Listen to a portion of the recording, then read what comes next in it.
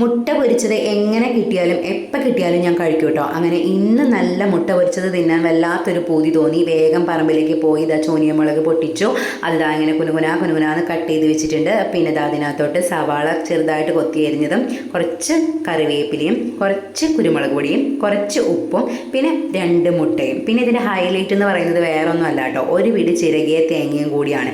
എല്ലാം കൂടി നല്ല പോലെ അങ്ങോട്ട് അടിച്ചടിച്ച് പതപ്പിക്കുന്നുണ്ട് കേട്ടോ. അങ്ങനെ പതപ്പിച്ച് നിൽക്കുമ്പോൾ നോക്കുമ്പോൾ ദാ വന്നേക്കുന്നത് നമ്മുടെ ഉണ്ണിമോൻ, മണം പിടിച്ചത് ഉണ്ണിമോൻ വന്നിട്ടുണ്ട് കേട്ടോ. അങ്ങനെ ദാ പാൻ ചൂടാക്കി ഒരു 2 ടീസ്പൂൺ വെളിച്ചെണ്ണ അങ്ങോട്ട് ഒഴിച്ച് നമ്മുടെ അടിച്ചു വെച്ചിരിക്കുന്ന മുട്ടയുടെ ആ കൂട്ടും കൂടി ചേർത്ത് ലോ ഫ്ലെയിമിൽ നല്ല പോലെ ഒന്ന് വേവിച്ചെടുത്തിട്ടുണ്ട് കേട്ടോ.